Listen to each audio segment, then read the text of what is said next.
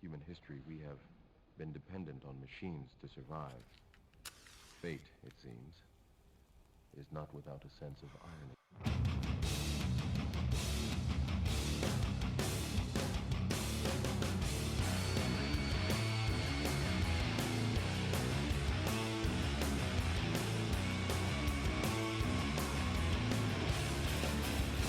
That's what I'm talking about! Who gives a fuck about an Oxford comma? I've seen those English dramas too. They're cruel. So if there's any other way to spell the word, it's fine with me. With me. One more time.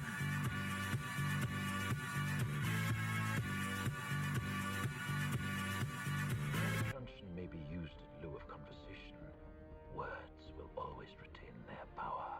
Words offer the means to meaning, and for those who will listen, the enunciation of truth. And the truth is, there is something terribly wrong with this country, isn't there?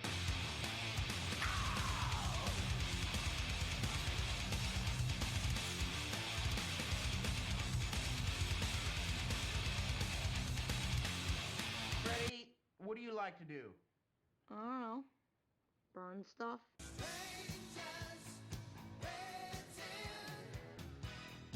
Up and down the boulevard, there's shadows searching in the night. Welcome to the real world. This program has been rated Parental Advisory 16 by the Gaming Radio Network. It is classed as unsuitable for under 16s due to strong and explicit language or song lyrics. Throughout human history, we have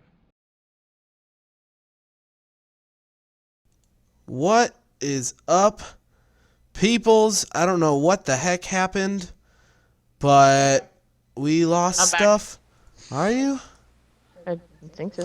I'm over here. No, I'm over here. Yeah, I don't know. What the heck? Okay, Hello? there we go. You're back. Wait, what? No?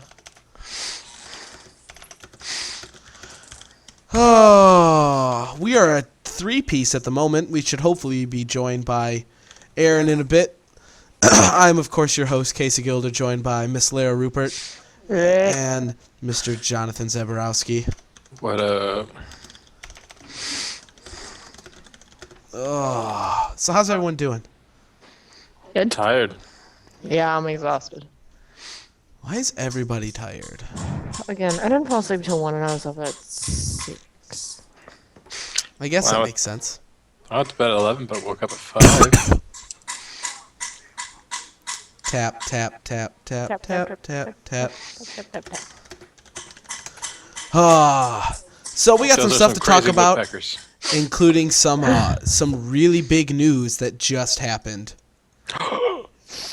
John, do you even know? I hope you know. I don't know. Oh, we're gonna let Lara intro it then, if you don't know. Can I intro it? No, not now. Well, we're gonna start with the typical. What has everyone been playing? It's been a week. What have you been playing, Lara?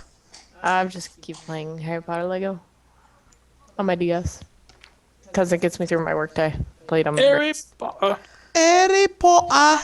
So if anybody wants to send me DS games that they're willing to just give up, please.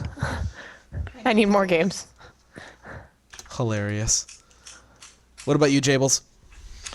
I've been playing a little bit of Marvel Heroes, and I recently, as of last night anyway, just picked up Oregon Trail in the Humble Bundle that they just released.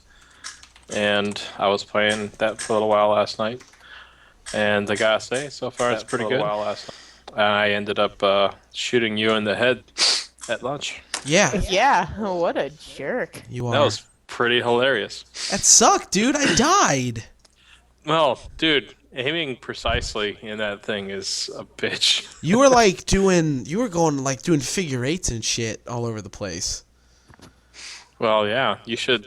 I should let you try it tomorrow at lunch. It's pretty freaking ridiculously hard to shoot. Which bundle is it in? The Humble Bundle? Yeah, it's a new Humble Android bundle. 6 or something, I think. It Not comes like I have. with a whole handful of other games. A couple of them I already had, but I was like, I will do this just for Oregon Trail because I've been looking at getting that game anyway. So I did, and I don't regret it. So far, so good. I can give more details later. Ooh, Oregon Trail, actually, you can get for like the $1 or however little you want to pay. Yeah. So, seriously, I don't get paid For till all you Friday. cheap bastards out there, put $1 into it at least and get that. It's pretty good. It's definitely worth $1.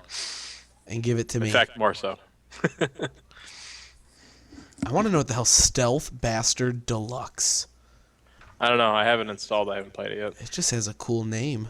I know, right? What are you playing, Stealth Bastard? What? Playing Stealth Bastard. I have been playing. I really haven't touched my PC very much because we were on vacation last weekend. So I played a lot of Animal Crossing New Leaf. Which we will talk about later on in the show because I do want to talk about it because it is a new 3DS game that just came out.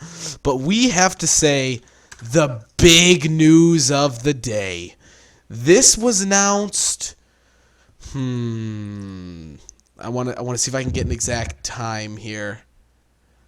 3 hours ago. So I have this one posted at 2-ish. Well, that's PDT, so that's 5. Whatever. Okay. So yeah, around 5 o'clock. John, what do we hate right now? What do we despise? Well, it's either EA or Microsoft. Which You're one? yeah, Which one? Well, the last one would be the Xbone. Bam! I'm going to let Lara intro this one because she came into my house super excited to tell me as if I didn't know, but it was really cute. Well, I asked you if you knew. If I This should be, you're like, did you see? You got super excited. It was fantastic. It was great. Tell them. I'll let you intro the story. I'll let you talk as much as you want on this one. Go. Microsoft is recanting that you have to be online all the time to prevent gaming piracy. They're recanting it because everyone backlashed against it. Good. They're deciding, you don't have to. According to this, they're saying you can be offline for a whole day. You can be offline forever. You are not required to log on once every 24 hours anymore. You do not ever have to be online. No, right here it says, then the company said it would allow gamers to play offline for up to 24 hours on the primary console or 1 hour if they were logged onto a separate console. That was the original. That's what Really? it used to be. That's not what it is anymore. Whatever, Yeah, I it was gonna say, doesn't that matter. sounds like Yeah, how what it was. you said is how it was originally. Okay, then Because that's, yeah. But whatever, they backtracked it Yeah, so, because we were upset. And it doesn't matter. Everyone's still pissed off at Microsoft, and they've already pre-ordered their PS4s. yeah, you no longer have to be, you don't have to be online once every 24 hours. You no longer, it hasn't said specifically if you can no longer have to install games, but you don't have to install the games. I don't necessarily know if that means that you're not going to be able to anymore. I don't think you're able to anymore because everything will be on a disc or a digital download. You can trade in the disc, so publishers don't have a say anymore, so GameStop gets their money, which there's actually an article GameStop came out and said, we applaud Microsoft, quote unquote, for reversing the used game rules. But I want to read the whole press announcement, and then we'll actually get into the discussion. This is the press release directly from Microsoft. This is by Don Matrick, who's president of Interactive Entertainment Business. Last week at E3, the excitement, creativity, and future of our industry was on display for a global audience. For us, the future comes in the form of Xbox One, a system designed to be the best place to play games this year and for many years to come. As is our heritage with Xbox, we designed a system that could take full advantage of advances in technology in order to deliver a breakthrough in gameplay and entertainment. We imagined a new set of benefits such as easier roaming, family sharing, and new ways to try and buy games. We believe in the benefits of a connective digital future. Since unveiling our plans for Xbox One, my team and I have heard directly from many of you, reading your comments and listening to your feedback. I would like to take the opportunity today to thank you for your assistance in helping us to reshape the future of Xbox One. Let's pause. Out of article. No one was trying to help you. We were telling you how frickin' retarded you were. Let's start with that. This was not constructive criticism. This was, you're an idiot. Period. So let's start with that. Back in. So today, I am announcing the following changes to Xbox One and how you can play, share, lend, and resell your games exactly as you do today in the Xbox 360. Here's what I mean. Out of article. Last week, what did the guy say? I forget his name. What did the other dude say? Who remembers? Which, about the nuclear subs? That guy? What? Oh, wait, no, that wasn't a tweet. No, I'm talking the interview. What did he say in the interview? He said that basically, if you don't have internet, we have a console for you, the Xbox 360. That's exactly what he said, quote unquote. So yet again, Microsoft in a month time in 2 days. So 2 days under a month, yet again has the worst publicity ever, and no one knows what the hell they're talking about. And it's whatever. Back in article, an internet connection will not be required to play offline Xbox One games. After a one-time system setup with the new Xbox One, you can play any disc-based game without ever connecting online again. There is no 24-hour connection requirement, and you can take your Xbox One anywhere you want to play your games just like on an Xbox 360. Quick pause as we get Aaron in the call.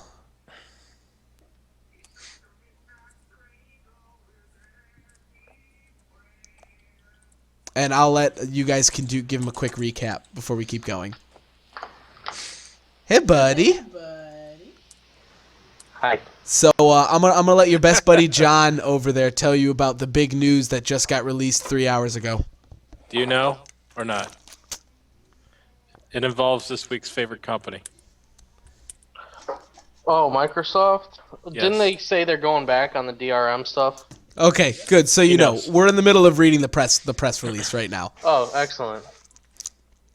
What do you not know about it? Or do you know? Everything? Okay, so I'll we're only one paragraph in. An internet connection will no longer be required to play offline Xbox One games. After a one-time system setup with a new Xbox One, you can play any disc-based game without ever connecting online again. There is no 24-hour connection requirement, and you can take your Xbox One anywhere you want and play your games just like a 360. Trade in, lend, resell, gift, and rent disc-based games just like you do today. There will be no limitations to using and sharing games. It will work just as it does today on Xbox 360. In addition to buying a disc from a retailer, you can also download games from Xbox Live on day of release. If you choose to download your games, you will be able to play them offline just like you do today. Xbox One games will be playable on any Xbox One console. There will be no regional restrictions. These changes will impact some of the scenarios we previously announced for Xbox One. The sharing of games will work as it do today. You simply share the disc. Downloaded titles cannot be shared or resold. Also, similar to today, playing disc-based games will require that the disc will be in the tray. We appreciate your passion, support, and willingness to challenge the assumptions of digital licensing and connectivity. While we believe that the majority of people will play games online and access the cloud for both games and entertainment, we will give consumers the choice both physical and digital content. We have still listened and we have heard loud and clear from your feedback that this is the best of both worlds. Thank you again for your candid feedback. Our team remains committed to listening, taking feedback, and delivering a great product later this year. First impressions off the cuff. Go. You're muted. I said, what a douche. Mm-hmm. No. Why? Because he's saying this out of, we're not doing this because of what's been going on with PS4. And we're not, we're doing this for you. No, you're not. No, you're not. If you were doing this for us, you would have done it a long time ago. You wouldn't have waited months to decide that you were going to change this policy. Yeah, if they were doing it for us, there would be no ever online connectivity or any sort of inconvenience towards the consumer at all. It's marketing fluff, hand jobs up the wazoo. Here's my question. Do you think... I got to think how to word this. I guess, do you think it's ill-timed? Does it honestly matter at this point? Let's take the fact that GameStop, Amazon, Best Buy, all those companies have been taking pre-orders for over 2 weeks now. Or over a week. do you honestly think it matters? Like, does this change how the console war is going to go? Let's put it that way. Absolutely. Really? Yeah. Why? Because it's changing the majority of everything that people hated about the console. People's biggest gripes about it are now null and voided. Some of them still remain. What about all the people who were so pissed off and then they come back on this? Do you think it's going to change how they feel? Well, they'll be pissed off, but much like the Modern Warfare boycott, people will still buy it and play it, even if they're saying they won't. Because He's gamers right. are masochists. He's right. We are. The And Xbox is going to do much better in sales now that it's officially said that, because now a lot of people will be like, okay, I'll get it now. he's right. See, I'm not gonna get it. I completely disagree with you. Well, There's I gonna think that. be. Go ahead.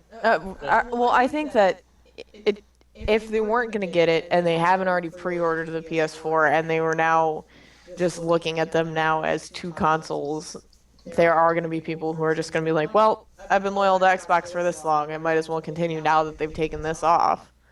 But then, of course, there are all these people who have been pissed off that Microsoft even thought that they were going to do this in the first place, and they're going to say, fuck you, no, and just go off and pre-order their PS4s. Now, if there's somebody here who's a Microsoft fanboy, it would be Aaron, or the closest thing we got anymore to one. So, how do you feel about this? You know, I'm a big privacy nut, and that's still something that they're not willing to back up on. This is great, and they're going to sell a lot more consoles because of this, but there's still the group of people who, one, don't have always on, like, can't be connected to the internet at all times. I mean, even here, there's people that can't be connected. In the States, can't be connected all the time. So you alienate a bunch of people that way. And then you have the people like me that don't want, like, I have a Kinect. I don't have it hooked up right now. I don't like the idea with all the privacy issues that are going on right now in our country, having something like that is always online and that can be, well, I don't know what it can or can't be. It's just not something that makes me feel warm and fuzzy. So I'm going to still stay away from it. And to that point, there is still no off button Yeah. for that Kinect. So I know I will say that the people who were pissed off and have been are not going to turn around and buy this. There are a lot of people who I follow on Twitter or on streams and different things like that who are diehard Xbox. I follow some Xbox pros, and they're like, too late, Microsoft. I already pre-ordered my PS4. I've been a 10-year supporter of your console. I'm not going back because the fact of you thought that this would be a good idea. There's a lot of people, and I think there's going to be more than we think, that are just literally they're not gonna want anything to do with this. I think it's too late. I think the damage is done, and the people who have been following the console for 2 days under a month have already made up the decision that even if you make this fix, it's not good enough. You specifically came out and said, screw you. If you want to play disc-based games, keep your 360. We got a console for you. Don't come buy this new one. They've already told us to piss off. Saying that that's no longer required is not going to change mine or a lot of different people's perspective on it. It's just not going to happen. So I think it's too little, too late. The people who care, like us, and everyone who's watching right now, who knows what the hell's going on, no one cares. A lot of people already pre-ordered their PS4 who don't believe in PC gaming, and, well, they should really just come to PC gaming, but it's ridiculous. And I think it's too little, too late, and nothing's going to change. I think Microsoft screwed themselves over, and they screwed themselves over. They're not coming back from it. They shouldn't. I just want to read this because it's hilarious. Just these 4 paragraphs that are in this article that I read. Trade in, lend, resell, gift, and rent disc games just like you do today, Matrick wrote, there will be no limitations to using and sharing games. It will work just as it does today, as Casey already said in what he read. It is the second time in less than a month that Microsoft has had to backtrack on a new product. On May 30th, the company took a half step toward bringing back the start button on Windows 8, saying it would offer something called a start tip that offers some of the start button features when it rolls out Windows 8.1 later this year. Gamers ranted about the original Xbox One policy, particularly after Sony Computer Entertainment of America chief executive Jack Tretton revealed at E3 that the company wouldn't prevent game resales on titles for the PlayStation 4, which will also debut in time for the holidays. We won't impose any restrictions on used games, Tretton told E3 audience during Sony's PlayStation 4 press conference. It won't require you to check in online. It won't stop working if you haven't authenticated within 24 hours. Microsoft didn't call the new policy a reversal, nor did it say it was in response to Sony's strategy. Instead, the company spun the reversal as its effort to listen and respond to customers' feedback. Basically, they're just saying, oh, Sony's totally trying to put us in the dark, and we're not going to allow that. But it doesn't matter. Your pre-sales are still shitty. Yeah. Hopefully. From what I've heard, they're pretty shitty. Although apparently Amazon was like, we didn't expect this much. I'm sure you didn't. Stupid, stupid, stupid, stupid. Good Lord. Hey guys, I have some bad news. James Gandolfini died. Yeah. Yes. Yes, he did. It's sad. That is sad. It makes me very sad. He was the dude in Sopranos, right? Yeah. Yep. I thought so. Well, Way to bring it down. yeah. I'm Yeah, dark like we were that. on a high calling Microsoft awful, and then you're like, hey, this dude died. And now we're all like, aww. I'm much better that way. You're much better being emo? All right, well, I know what I want to talk about. Let's see. If anybody doesn't have... I mean, are we done with this one? Are we good? We move on? People are still going to buy it, but hopefully not as many. Of course they're still going to buy it. Dummies. It's the unfortunate world we live in. I know. Dummies. We live in a world where we, I don't know. My brain's not working right. Go on. Your brain never works right. Let's start with that. No, it doesn't. So, I have been playing, and I'm still addicted to, and I'd be playing right now if I wasn't supposed to be talking, to Animal Crossing New Leaf on 3DS. Oh. Yes, I know we're Gonna make Aaron cry. we're a No, you're gonna PC-based do that, right? podcast, but I have to talk about this game because it's so freaking good. When did we ever say that we're a PC based? We are a PC-based podcast. Yeah, I thought we are. this whole Are we? podcast was A about geek anything podcast. geeky. It is Yeah, anything. It is. Doesn't mean that we're not. So now Oh. we're recanting. Okay, Microsoft. Yeah. Oh, Way to you go. son of a bitch. Jesus, Casey. What the hell, That dude? hurts. What the hell, John? That was cold-blooded, dude. Funny yes. though. Doesn't mean that we're not based around one topic pretty much every time. We're still about PC more than anything. Let's be honest. We hit everything. It doesn't mean that my statement's less true. In the past, like, Not 4 a PC podcasts, what have we based. talked about the entire time? Microsoft. Yeah, whatever. So, you're a dick. Moving on. Animal Crossing New Leaf is the newest game in the Animal Crossing franchise. The fourth one to come out in America since 2002. When it originally came out on GameCube in America. I found out, little history lesson, the original Animal Crossing is an N64 game in Japan. I was shocked when you told me that. So was I. I need to buy it. I have to mod my Xbox. Oh my god. Cartridge. No, not You the want one. I have to You're gonna buy one. mod my N64 a little bit. Okay, get this before we go on because I think this is hilarious. To mod an N64, this was their their region locking. It wasn't, you don't need a chip, you don't have to fix anything, you don't have to add anything. Literally on the Japanese N64 games, there is one more little nub in the back of the cartridge You literally have to open up your N64 and cut out a little piece of plastic so it'll fit in. That's literally the only difference. It's pretty sweet. That's hilarious. They're like, here's how we're going to make sure you can't do this. Extra plastic. It costs them another half a penny instead of having to make some crazy thing within their cartridge. But I thought that was really cool. In this game, you play the villager, as always. But it turns out you get on the I almost said the plane. You get on the train, and that stupid Rover cat is back, as he always is. You say that as if it's a bad thing. I can't stand that cat, dude. Well, actually, I'm fine with the cat. The cat, he's back, as always. Point is, there's not someone new there, and this is driving me insane. Okay, we're going to have to fix that, because I'm double hearing myself, and I'm losing my mind. You get on the plane, and Rover's there, and he, of course, is sitting in the back, and he comes up and talks to you, and he actually makes the reference. He's like, God, it seems like I'm always on trains.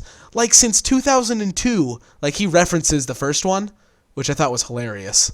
And it goes and you talk about where you're going to go and blah, blah, blah, blah. And it turns out you get off, and you're actually the mayor. You had no idea. You were just trying to move to this town to get away from your parents like you do in all the other games. But it turns out that they were waiting for someone to come off the train, that train, to be mayor of the city. So you take over as mayor, you go in and everyone cheers, and you go, blah, blah, blah, yay, happy mayor, you're the one. And you can be like, yes, I'm the mayor. Or you can be like, what are you talking about? Like, I'm not the mayor. I just want to move here. And you don't really get a say in the matter. Like, you can't talk your way out of becoming the mayor. You're the mayor. And the mayor can do, from what I've been able to see so far, you can set ordinances for, like, if you play early in the morning to set so the shops open up earlier. You can set ordinances for them to stay out later. You can build bridges. You can build, like, a cafe where you can actually get a job in to make more money. You can do a bunch of this other stuff. And like Animal Crossing City Folk, I want to say, which was the Wii one, you can actually walk over the tracks, and that's where all of, like, the shopping is. Like, there's Nooklings, which are the two kids. Nooks, were they his nephews? Does anyone remember? They were in the GameCube game. They were in the original when you got Nook's shop all the way to max level, and it was 2 stories. They worked upstairs. I don't remember. I know what you're talking about. I don't remember if they're his grandkids or his nephews, but they own what is essentially Nook Shop now, so they're, like, running the business. Next to that, there's the Able sisters. But now it's actually 2 sides, because you can wear, there are 3 different kinds of shirts now. You can actually wear pants. You can get shoes now too. It's a lot more customizable in how you want your guy to look. So there's actually 2 different shops, like an accessory shop and a regular clothing shop. On top of all of that, on the other side, Nook now owns a home agency. I don't know if he did in City Folk or not. I didn't really play the Wii U or the Wii one very much. But he now owns, like, a housing agency, and you have to go there to get a house. And unlike the other games where, you know, how it's that little 4-person, like, center, so you knew how many people could play, and you had to pick which house was yours. You actually can place your house anywhere in the town. So you actually get to pick where you want it to go. Like, you can put it down by the seaside and different stuff like that. You also, I forgot to mention, you can pick what your town kind of looks like. They can be like, yes, this is where I want to move, or no, Rover asks, does this look familiar? And you can say yes, and that's, like, the city that you're going to move into. Or you can say, no, I don't think so, and he'll keep showing you new maps until you can pick the one that you want. And as always, there's the one bridge on the opposite side of where you want to go from that stupid river. So annoying. And then Nook actually builds you pick where you want your house to go, and he tells you, yeah, you can put it here, no, you can't. And then you eventually goes, yeah, you do. He goes, okay, I can build it first thing, just come back and talk to me so we can work out the loan. He builds you a tent, and you're the brand new mayor of a city, and you have to sleep in a tent on your first night. That doesn't seem very nice. No, it's not. It's like, what the hell, dude? And then you get a mansion. It's the same size as your first little house. You go back to Nook's either the next day or that day, depending on when you start playing. And he talks about how many bells it's going to cost, then he builds your house the next day. But just like regular Animal Crossing, he gives you the loan, and you got to pay it off, and when you pay it off, then you get the loan for the next big size house. Cool thing, new, besides being able to pick where you put your house, you can change the roof whenever you want. You can change the door. You can change the fence that's around your house. You can change... you can have like a patio or like a wood outside, or like it defaults to cobblestone. You can change whatever you want it to be. You can change the front of your house. You can change how your house looks. So it's a lot more customizable, like all the other houses. Like you don't just look like the standard wooden house with whatever color roof you chose. So you can mix it up a lot more. And before you can actually like build any like city ordinances and stuff like that, you have to get 100% city satisfaction. So they're kind of like judging you on how good of a mayor you are or aren't. And once you get 100%, then you can go and do everything. I've already had 3 new people move into my town in like a week. It's really fun. I enjoy it a lot. $35, $32.99 used. The 3D also is really well done, because you know Animal Crossing, it always kind of looked like when you would go up that it was like rolling all the time. Like it was never flat. It looks really nice depth. Like it doesn't look like it's a cheesy. It's a depth one. So it looks really nice. You can obviously turn it off. It doesn't really affect anything, but that super cute little talking is in there, and of course they all give you the stupid, awful nickname. Like I have a pig who calls me girlfriend. Girlfriend. I'm a dude, so I don't understand why he's calling me girlfriend, but Should call you Pimp Stick. exactly. But that's Animal Crossing New Leaf. I mean, I'll be able to talk about it a little more once I've played it a bit more, but if you like Animal Crossing, buy it. Like, it's so good. It's worthy of being in the franchise. I absolutely am addicted to it, and I love it. I played it at lunch for 30 minutes today, sitting on the couch, because I was like, oh, I need to go talk to him, because every time I'm able to sign on, it's like 10 o'clock at night, and Nooks closes at 9, so I can never get in to talk to him to build my new house.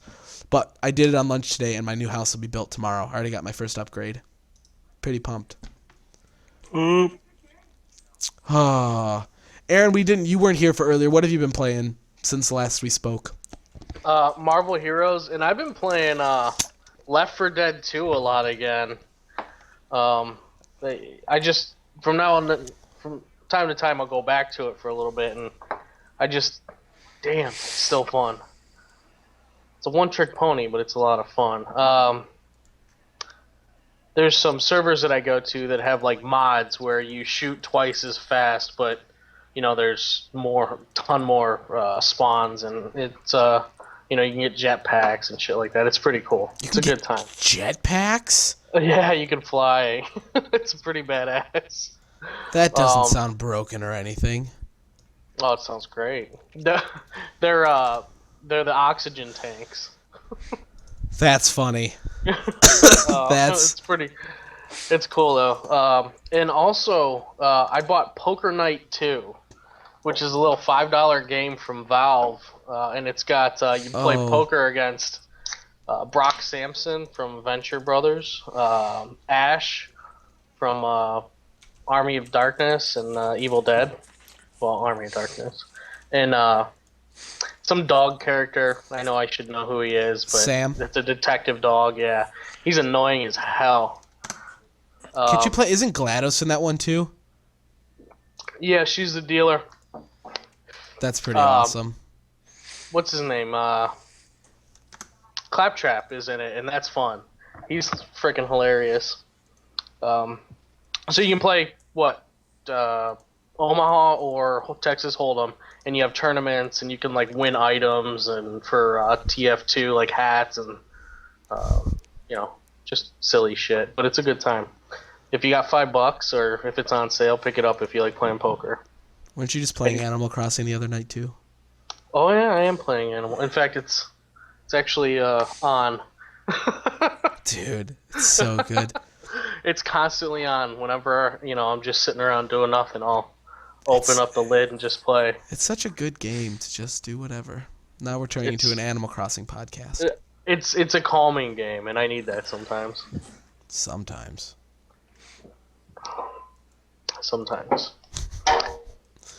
There was a Marvel Universe update, or Marvel Universe. Heroes. Marvel Heroes update, yeah. Colossus very got a noteworthy. new skin, and Miss Marvel did. I like Colossus's new skin. I think I like Colossus' new skin. I don't understand Miss Marvel's new skin. I've never. I don't seen know it. Is it? what series that's from. Does it say? They said in the thing that it was from like the 80s. 1980s era. Radical changes during an outer space adventure with the X-Men. Read story in Uncanny X-Men number 163 and 164. She was apparently experimented on. Oh, I'll experiment on it. She turned into like Supernova Blast. Muted, don't forget. I know I am. She was just talking. Sorry. Talk? Woman? I'm not gonna turn it back on unless I'm gonna talk about something. You're talking right now. I'm gonna hit Casey with it. Probably. Come on, do it. Don't do it. Let's go into something we were talking about a little bit earlier today, John. You mentioned the Humble Indie Bundle. Yeah. Explain to people. I assume everyone who's in the chat right now knows about what it is, but go over it really quick so they kind of know what's going on. It's basically a pay what you want for these games type deal. They'll usually have anywhere from like 5 to 10 games during a bundle, and they do it for regular games and like Android games. And right now they just released the Android Humble Bundle 6, but you can also, they're all like cross-platform as well. So like they'll be good for PC, Linux, as well as Mac. And if it's like an Android edition or whatever else, it should be good for iOS as well as Android as well, I believe. And like I said, it's pay what you want. They usually have special incentives to pay more than the average, and you can get like additional features, soundtracks, or even games unlocked as well once you go through with that. Indie games have some of the best soundtracks you'll ever hear. Oregon Trails is pretty sweet. It's pretty jamming, I gotta say. I heard it from across the room today. Yeah. And another game worth mentioning with an awesome soundtrack is frickin' Super Meat Boy. Yes! Yes, it is. That's like some of my favorite VG music right there. It's really good. So how do you guys feel about the current state of indie games? From the bundle perspective and everything else anyways, I think it's freaking awesome. It gets people out there and everything else, but at the same time, they're probably not making much money off of it. With the Humble Bundle, let me mention this too. You pay what you want, and you also are able to divert your funds between like paying the Humble team, paying the developer teams, as well as paying money for charity. That's worth mentioning too, I think. But I think it's a great way so people can get their companies recognized and get a fan base going and everything else. But I mean, majority of people there are probably cheap assholes, like I usually am. I'll admit it.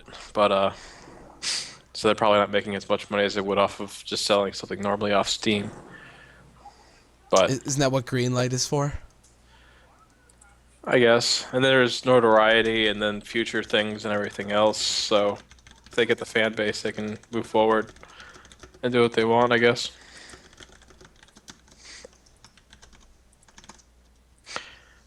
What about you, Aaron? Are you into the indie scene besides your night at the Poker Night 2?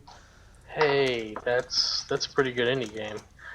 Yeah, I've got let's see, maybe a fourth of my games are indie games.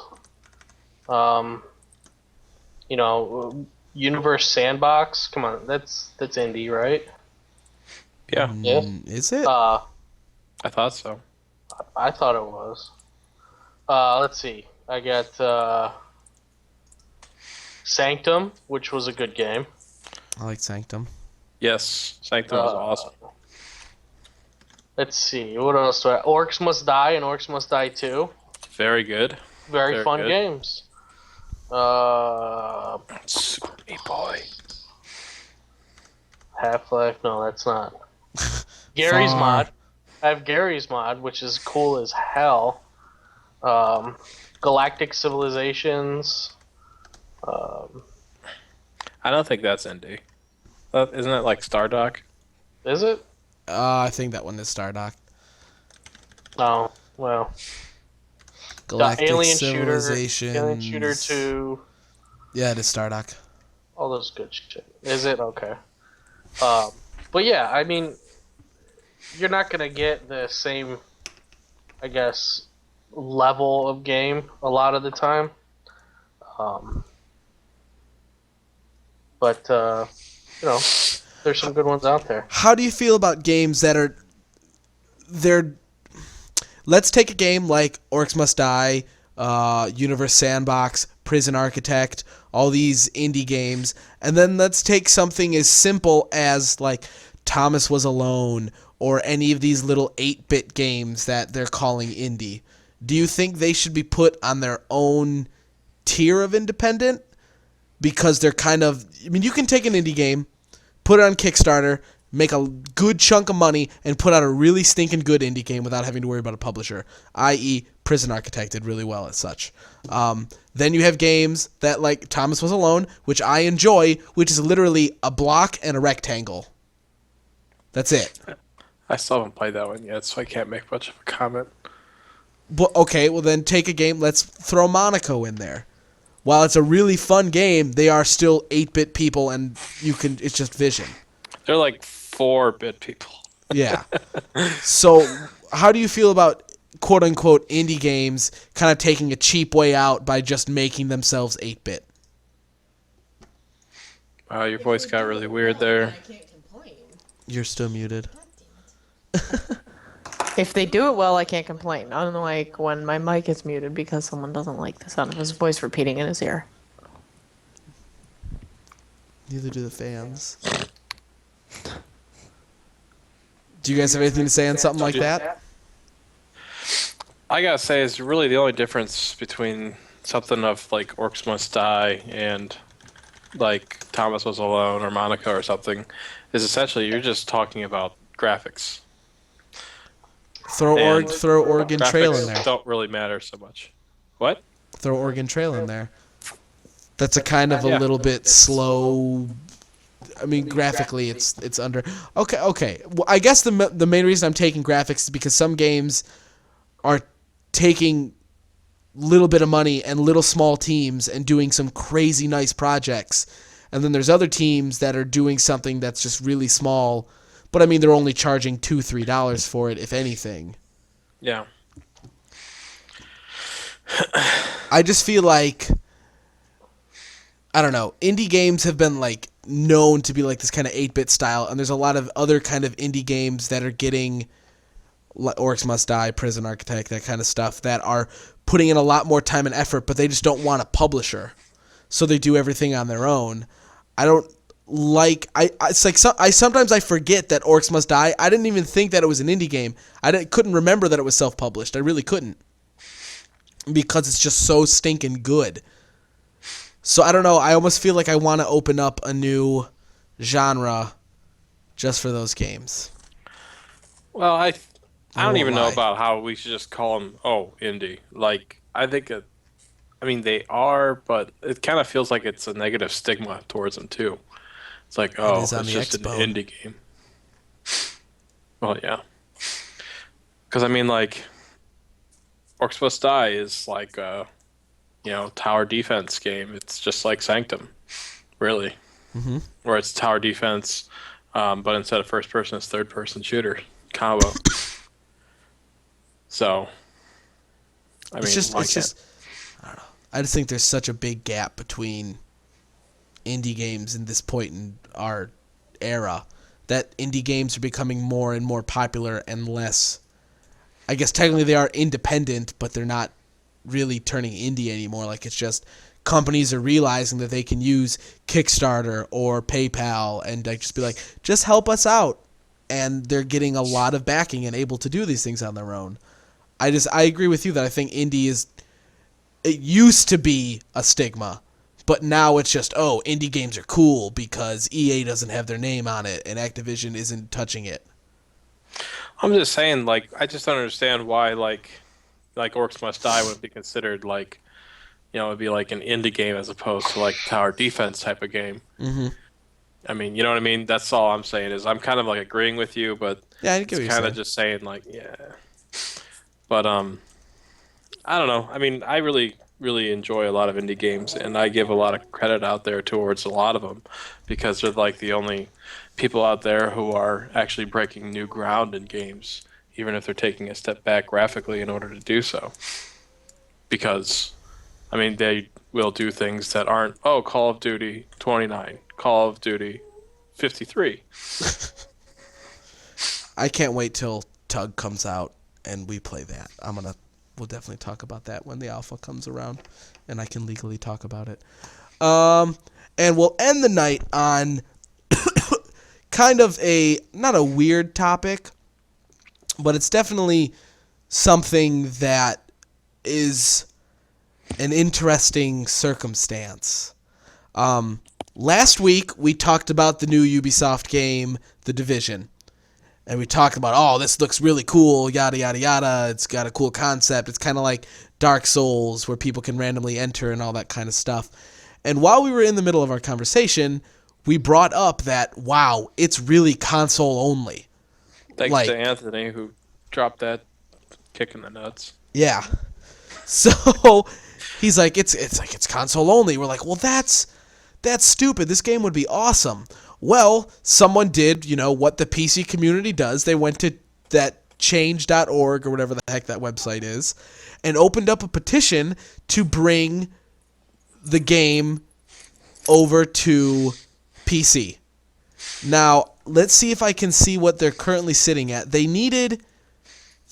not needed. They were shooting for 50,000, and in 2 days, they were at 30. And I signed that thing immediately. I signed it, and I said, fuck you. Okay, so they went from 50, now they bumped it up to 100, and they're sitting at 90,686 right now. Now, here's where it gets weird, okay?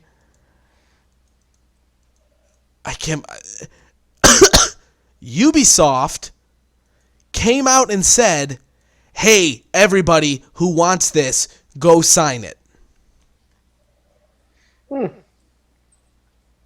It's not Ubisoft sponsored.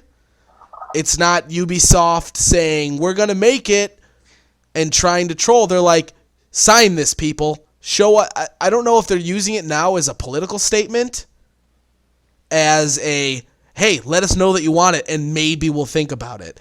It's the devs of the game, not the heads of the game, the devs saying, tell us that you want this because we want to make it, but of course Ubisoft doesn't want to spend the money on it. They only want to keep it on console.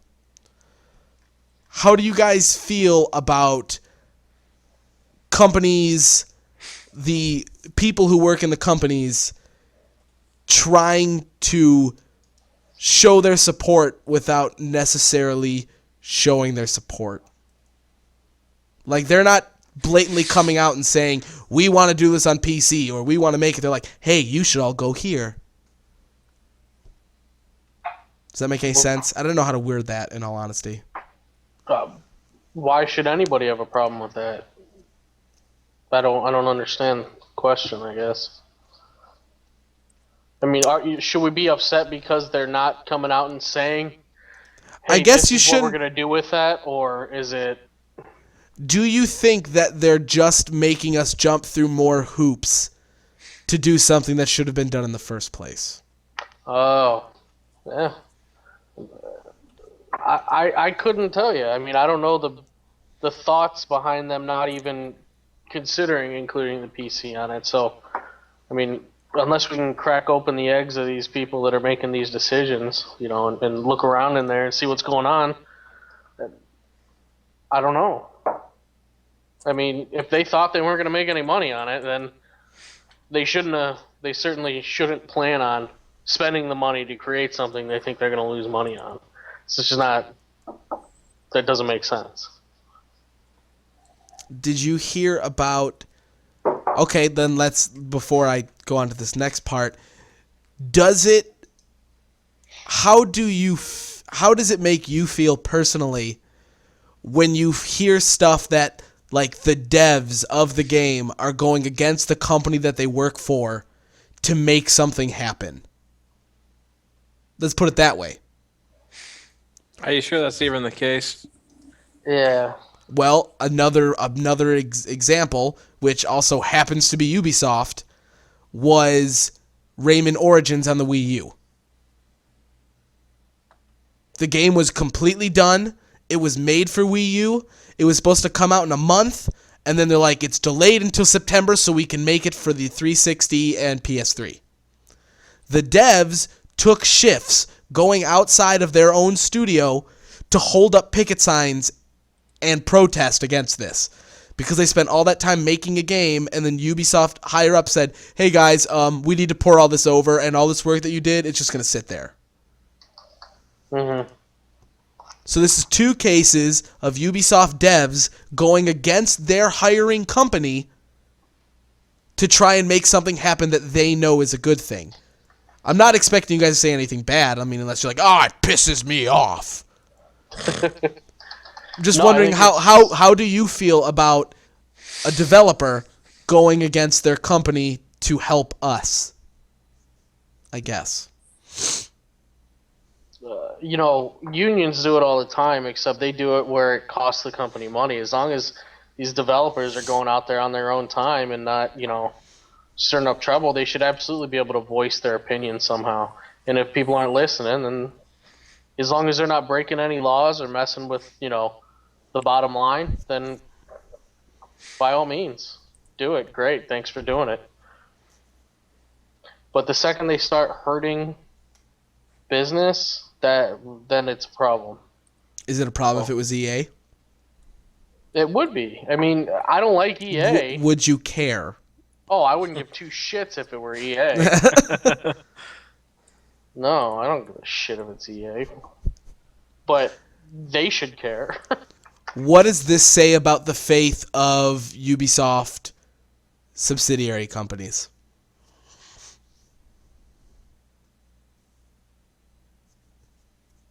Well, I don't think it has anything to do with faith. I think that they're making their voice known about a decision they don't like. And, if they're... Yeah, I wouldn't have a problem with it if it were my company. If we made a bad decision, I would hope that someone would call us on it and explain to us why it's a bad decision.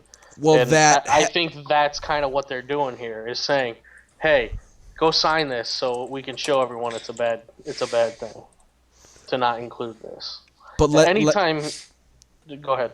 Let's go back to the Rayman thing. Ubisoft came out a couple days ago and explained why they delayed it.